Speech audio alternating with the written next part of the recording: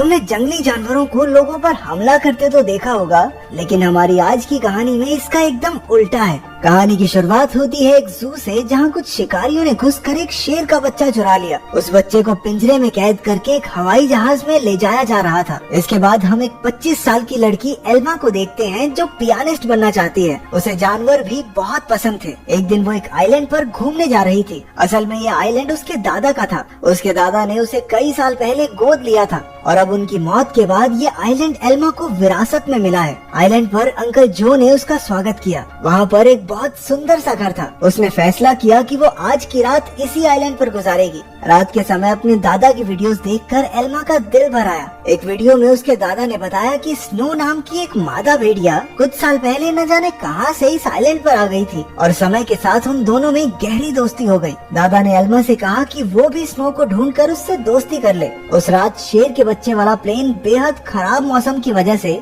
उसी आइलैंड पर क्रैश हो गया। क्रैश की आवाज सुनकर एल्मा डर गई और उसने बाहर जाकर देखा, लेकिन वो आइलैंड बहुत बड़ा था तो उसे कुछ नहीं मिला।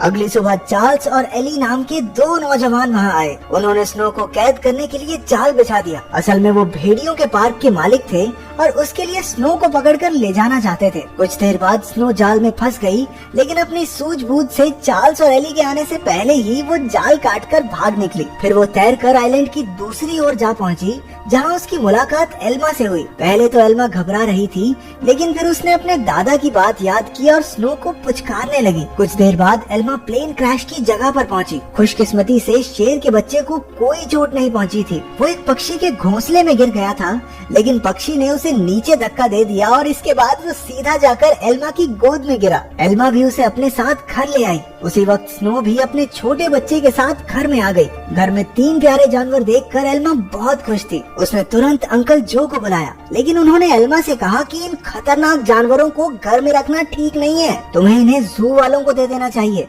अंकल ने ये भी बताया कि शेर के बच्चे को ढूंढते हुए जू के कर्मचारी वहाँ जरूर आएंगे, और हुआ भी बिल्कुल वैसा ही। अगले दिन एनिमल कंट्रोल वाले वहाँ पहुँच गए। वो जानती थी कि जू वाले कितने बेरहम होते हैं, इसलिए उसने फैसला किया कि वो उन्हें जानवरों के बारे में कुछ नहीं बताएगी। उसने झूठ कह दिया कि उसने किसी शेर के बच्चे को नहीं देखा। घर लौटकर उसने देखा कि स्नो अपने बच्चे के साथ साथ शेर के बच्चे को भी दूध पिला रही थी। उसे बेहद खुशी हुई, क्योंकि अब स्नो दोनों बच्चों का ख्याल रख रही थी। जैसे जैसे दिन बीतते गए, दोनों बच्चों में दोस्ती बढ़ती रही। एल्मा ने भेड़िए के बच्चे का नाम जैक रखा और शेर के बच्चे का नाम ड्रीमर। उधर अंकल जो को चिंता थी कि ये जंगली जानवर एल्मा को कोई नुकसान न पहुंचा दे, लेकिन इसी तरह कुछ महीने गुजर गए और अब दोनों बच्चे थोड़े बड़े हो चुके थे। एल्मा उन्हें आइलैंड पर घुमाने ले जाती और अपने दादा की मनपसंद जगह पर उनके साथ खेलती भी थी। बदकिस्मती से एक दिन जब एल्मा पियानो के एक ऑडिशन के लिए गई थी, तो पीछे से वो भेड़िए के पार्क वाले आइलैंड पर घुस गए। इस बार वो स्नो को कैद करके अपने साथ ले ही गए। उधर एल्मा का सिलेक्शन भी हो गया और वो बेहद खुश थी, लेकिन जब वो घर लौटी तो उसके होश उड़ गए। उसके घर का सारा सामान बिखरा हुआ था, क्योंकि दोनों बच्चे भूख की वजह से परेशान हो गए थे। एल्मा ने स्नो को ढूंढने के लिए पूरा आइलैंड छान मारा, लेकिन स्नो तो वहाँ थी ही नहीं। अब उसे ही बच्चों का पेट भरना था, इसलिए उसे ना चाहते हुए भी अपनी पियानिस्ट की नौकरी छोड़नी पड़ी। एक दिन अंकल जो फिर से वहाँ आए और खूंखार जानवरों को अब तक वहाँ देखकर गुस्से से भर गए। उसने एल्मा से उसी वक्त जानवरों को जू में भेजने को कहा, लेकिन एल्मा ने उन्हें समझाया कि उसके दादा की यही इच्छा थी कि वो जानवरों के साथ रहें, और फिर जू में न जाने इन मासूमों पर कितने अत्याचार होंगे। आखिरकार अंकल जो भी मान गए और एल्मा को गले से लगा लिया। अब उनका सारा समय जानवरों को खाना खिलाने और उनका पूरा ध्यान रखने में जाता था। एल्मा को जैक और ड्रीमर से बहुत प्यार था और बदले में जानवर भी उस पर जान छिड़कते थे। देखते ही देखते 1 साल गुजर गया और अब दोनों जानवर बड़े हो गए थे। अंकल जो शहर से उनके लिए मांस लाया करते थे, लेकिन उनके पास जाने में उन्हें डर लगता था। उन्होंने फिर से एल्मा को समझाया कि इनके साथ रहना खतरे से खाली नहीं है, लेकिन एल्मा किसी कीमत पर उन्हें छोड़ने को तैयार ही नहीं थी। एक दिन एक माँ बेटी कश्ती में आइलैंड के नजदीक आए। उन्हें देखकर जैक उनके पास जाने लगा। जैसे ही एल्मा ने ये सब देखा, वो जैक को रोकने के लिए भागी, लेकिन वो एक पत्थर से टकराकर नीचे गिर गई और उसके सर में चोट लगने की वजह से वो उसी वक्त बेहोश भी हो गई। वो माँ बेटी ये सब नहीं देख पाई और वापस कश्ती में चली गई। कुछ ही देर में जैक और ड्रीमर एल्मा के पास आए और उसे उठाने की बहुत सी कोशिशें की, लेकिन कोई फायदा नहीं हुआ। वो कई घंटों तक जोर जोर से आवाजें लगाकर मदद के लिए पुकारते रहे, लेकिन कोई नहीं आया। जल्द ही रात हो गई और दोनों जानवर एल्मा से सटकर बैठ गए। उन्होंने पूरी रात जागकर एल्मा को गर्माहट दी। अगली सुबह अंकल जो ने एल्मा को कई बार कॉल की, लेकिन कोई जवाब न मिलने पर वो समझ गए कि कुछ तो गड़बड़ जरूर है। वो तुरंत आइलैंड पर पहुँचे। उन्हें लगा कि जरूर इन जंगली जानवरों ने एल्मा पर हमला कर दिया होगा, इसलिए उन्होंने एनिमल कंट्रोल वालों को कॉल कर दिया। लेकिन जब उन्हें एल्मा बेहोश मिली और जानवरों को उसकी रक्षा करते देखा तो उन्हें अपनी इस हरकत पर बहुत पछतावा हुआ। इसके बाद जब एल्मा को हॉस्पिटल ले जाया गया तो डॉक्टर ने उन्हें बताया कि अगर जैक और ड्रीमर ने उसे गर्माहट न दी होती तो शायद वो आज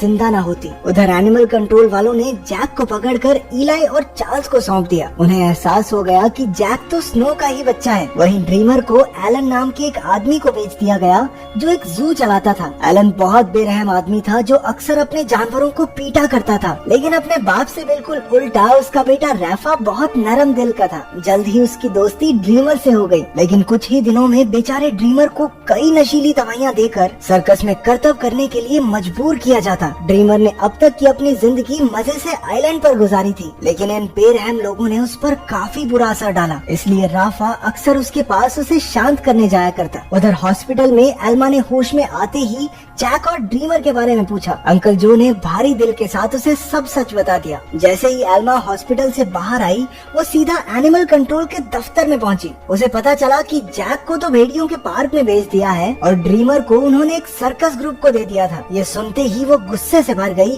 और ऑफिसर पर चिल्लाने लगी, लेकिन अंकल जो ने उसे शांत किया। कुछ समय बाद एल्मा ने एली को फोन करके जैक के बारे में पूछा। एली ने बताया कि जैक बहुत खुश है और यहाँ उसके कुछ दोस्त भी बन गए हैं। इससे एल्मा को थोड़ी तसल्ली मिली, लेकिन अब भी वो ड्रीमर के लिए बहुत परेशान थी। अगले कुछ हफ्तों तक वो शहर की हर एक सर्कस में गई और सबसे ड्रीमर के बारे में पूछताछ की, लेकिन कुछ हाथ नहीं लगा। उधर ड्रीमर की वजह से एलन की मोटी कमाई होने लगी थी। ड्रीमर जल्द ही स्टार लॉयन के नाम से मशहूर हो गया। एक दिन ड्रीमर का सर्कस ग्रुप भेड़ियों के पार्क के पास से गुजर रहा था और जैक ने तुरंत अपने बचपन के दोस्त को पहचान लिया। जैक अपनी सूझबूझ से पिंजरे से बाहर निकल गया। एली ने जब ये देखा तो वो समझ गया कि जैक बेहद समझदार है और वो जरूर कुछ न कुछ ढूंढ रहा है। जल्द ही जैक उस तक पहुंच गया जिसे वो ढूंढ रहा था। उसने बड़ी चालाकी से ड्रीमर को भी पिंजरे से छुड़ा लिया। इतने महीनों के बाद एक दूसरे से मिलने पर दोनों जमकर खेले। जब एलन को ड्रीमर के भागने का पता चला तो उसने गुस्से में बेहोश करने वाली बंदूक निकाल ली। उसके बेटे रैफा ने उसे रोकने की बहुत कोशिश की, लेकिन लालची एलन ने उसकी एक न सुनी। हार कर रैफा भी ड्रीमर को ढूंढने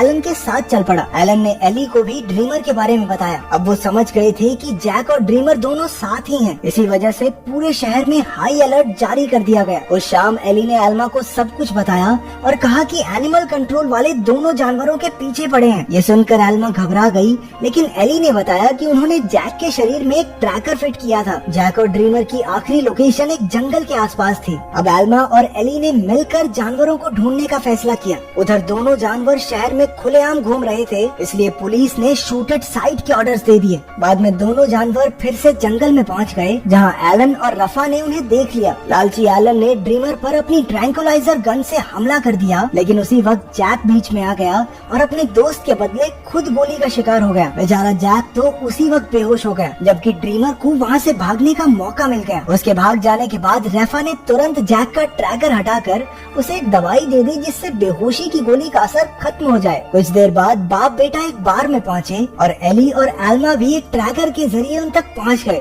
एलन ने उनसे कहा कि उसके पास कोई ट्रैकर वगैरह नहीं है और उन्हें बाहर भेज दिया, लेकिन समझदार रैफा ने बाथरूम का बहाना बनाकर एली और एल्मा को सब सच बता दिया। वो उन्हें जंगल में ले गया, जहां आखिरकार उन्हें ड्रीमर मिल गया। इसके बाद ड्रीमर उन्हें झोपड़ी में ले गया, जहां जैक आराम कर रहा था। खुशकिस्मती से उसे सही टाइम पर होश आ गया था, लेकिन तभी उन्हें पुलिस के आने का शक हुआ तो एल्मा ने दोनों जानवरों को खुफिया रास्ते से भगा दिया। अब आइलैंड तक पहुंचने के लिए उन्हें सिर्फ एक नदी पार करनी थी। पुलिस से बचने का एक यही रास्ता था, लेकिन वहाँ कोई कश्ती नहीं थी, इसलिए सबको तैर कर ही जाना होगा। जैक तो उसी वक्त फुर्ती से नदी में तैरने लगा, लेकिन ड्रीमर पानी से डरता था। एल्मा ने उसे हिम्मत देने की बहुत कोशिश की, लेकिन ड्रीमर वापस जंगल की ओर मुड़ गया। जैसे ही जैक और एल्मा तैर रहे थे, उन्हें बंदूक चलने की आवाज सुनाई दी। इसका मतलब ये था कि ड्रीमर अब इस दुनिया में नहीं रहा। आइलैंड पर पहुंचकर एल्मा फूट फूट कर रोने लगी, लेकिन ड्रीमर अचानक उसके सामने आ गया। असल में वो जंगल में पुलिस वालों को भटकाने के लिए गया था। उसे जिंदा देखकर सभी खुशी से झूम उठे। आखिर एल्मा ने जैक और ड्रीमर के लौटने की खुशी में पार्टी में पियानो बजाया। अब उनका परिवार पूरा हो गया था। अंत में एल्मा ने सबको अपने प्यारे जानवरों की कहानी बताई, जिससे सभी लोगों के दिल भर आए और वो तीनों खुशी खुशी फिर से एक साथ रहने लगे। तो तुम्हारा फेवरेट जंगली जानवर कौन सा है और क्या तुम उसे पालना चाहते हो? कमेंट्स में जरूर बताना। मिलते हैं अगली वीडियो में।